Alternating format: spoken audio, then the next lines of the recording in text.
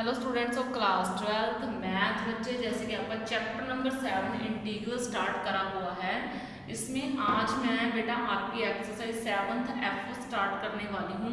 इसमें आप 3 टाइप के क्वेश्चन जो है रीड करोगे। उसमें मैं आपको आज फिलहाल ही फर्स्ट टाइप और सेकंड टाइप से इंट्रोड्यूस करवाऊंगी कि किस टाइप के क्वेश्चन हमें देखने को मिलेंगे। जैसे आपके टाइप 1 है, टाइप 1 के पहले आपको फॉर्मूले जो है रीड करने पड़ेंगे, इनको लर्न करना पड़ेगा। फॉर्मूला क्या है? 1/a², यानी कि अगर कांस्टेंट आगे आ जाए, इसको रट्टा मत लगाना, इसको ना ट्रिक से याद करना। ट्रिक क्या है कि आपका कांस्टेंट आगे होना चाहिए और वेरिएबल पीछे होना चाहिए। अगर आपका कांस्टेंट आगे है और वेरिएबल पीछे है तो फॉर्मूले में फर्क बिल्कुल जरा सा है। अगर जरा सा आपने गड़बड़ कर दी तो आपका क्रॉस लग जाए। फॉर्मूले में फर्क क्या है? 1/2a log, यहाँ पर a प्लस एक्स ऊपर आएगा, a माइनस एक्स नीचे आएगा। लेकिन अगर आपका वेरिएबल आगे है, कांस्टेंट पीछे है, तो यहाँ पे माइनस ऊपर है और प्लस नीचे है, और आप देख सकते हो दोनों में फर्क कितना सा है।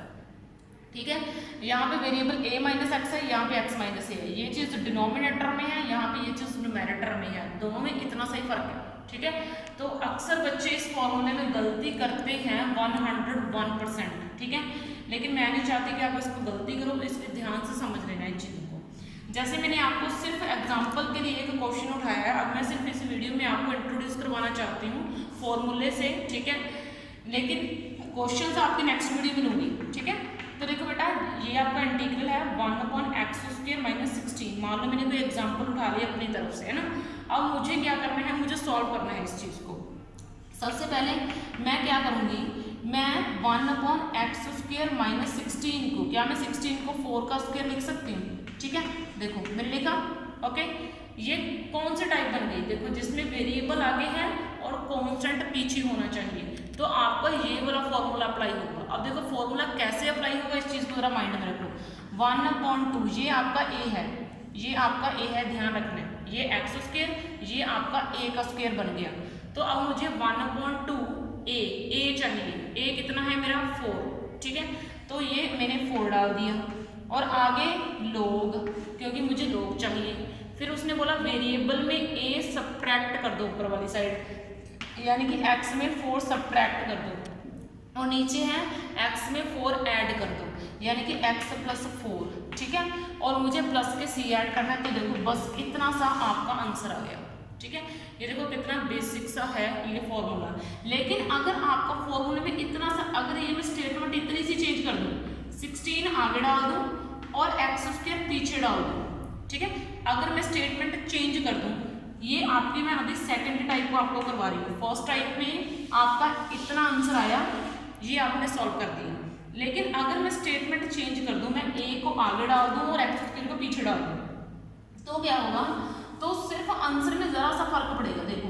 लेकिन अगर आपने गलती की तो सारे का सारा क्रॉस। ठीक है, तो मैं अब इसको कैसे डाल सकती हूँ? क्या मैं इस 16 को 4 का स्क्वायर लिख सकती हूँ? देखो मैंने लिखा -x² वेरिएबल। अब देखो मेरी ये फर्स्ट टाइप बन गई, a² - x², 1/2a। a जो है, देखो फॉर्मूला भी सीधा अप्लाई हो रहा है नीचे, जैसे जैसे हमने यहाँ पे किया था। 1/2 × 4 log a + x।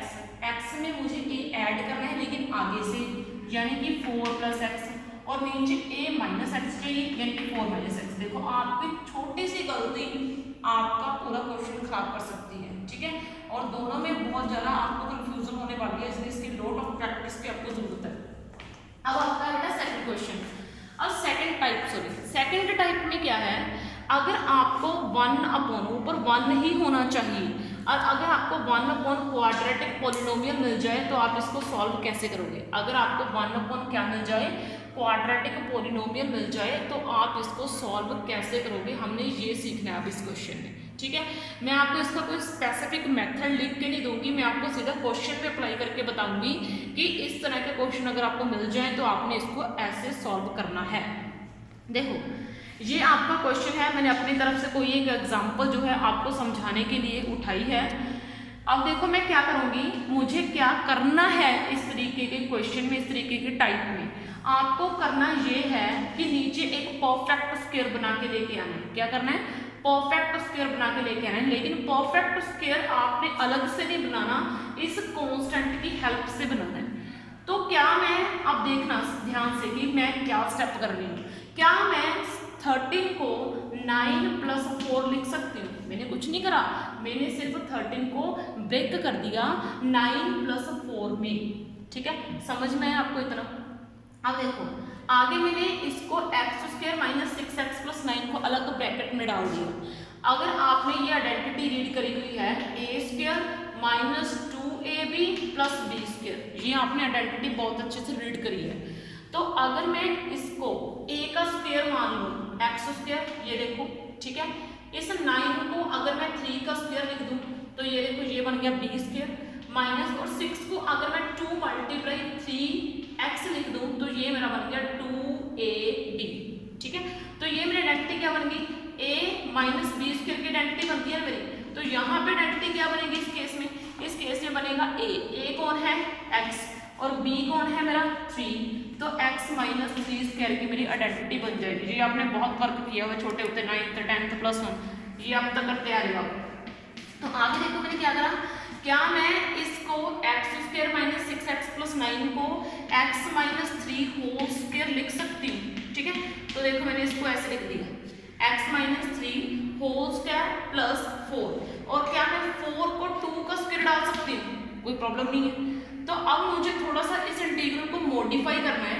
तो मॉडिफाई मैं कैसे करूँगी, मैं इस x - 3 को कुछ पुट कर दूंगी। जैसे मैंने x - 3 को t पुट कर दिया। ठीक है, क्या पुट कर दूंगी t, क्योंकि मुझे यहाँ पे एक सिंगल वेरिएबल चाहिए, मुझे यहाँ पे एक क्वाड्रेटिक इक्वेशन या फिर मुझे डबल वेरिएबल नहीं चाहिए।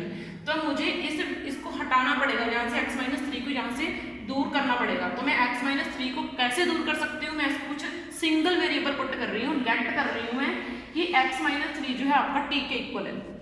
तो यहाँ से मेरा dx = dt निकल जाएगा, x का डेरिवेटिव dx, कांस्टेंट का 0 और t का dt।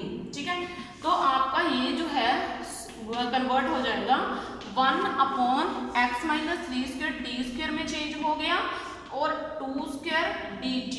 ठीक है, और आपको इसका डेरिवेटिव आता है इंटीग्रल क्या था इसका इंटीग्रल, देखो अगर 1/a² + x² हो तो इसका इंटीग्रेशन होती है 1/a tan 1x/a। ये मैंने आपको पढ़ाया है, 1/a² + x² हो तो इसकी इंटीग्रेशन क्या होती है 1/a tan 1x/a। तो मेरा यही तो बन गया, a मेरा कौन है, ये यहाँ पे स्क्वायर है बेटा, ये मेरा a है, और x कौन है मेरा, ये t। तो इसके ऊपर फॉर्मूला कैसे अप्लाई करो, 1/a चाहिए, तो a कौन है 2, तो ये हो गया 1/2। अब मुझे tan 1 चाहिए, तो ये मेरा हो गया tan 1, और मुझे x की जगह पर क्या दिख रहा है t, तो मैंने t डाला, अपॉन a चाहिए, तो a कितना है मेरा 2 + c। ठीक है, इतना आ गया। इतना आने के बाद अब आपने नेक्स्ट क्या करना है, आपने t किसको माना था, देखो इधर देखो बेटा, आपने x - 3 को t माना था, तो आपने t को वापस x - 3 लिख देना है। अब यहाँ पे देखो tan 1, अब मैं t को वापस x - 3 डाल दूंगी और ये मेरा आपका आंसर आ गया। तो इस तरीके से अगर आपका क्वाड्रेटिक पॉलिनोमियल हो तो आपने सॉल्व करना है। नेक्स्ट वीडियो में आपकी 3rd टाइप उठाएंगे। थैंक यू बच्चे।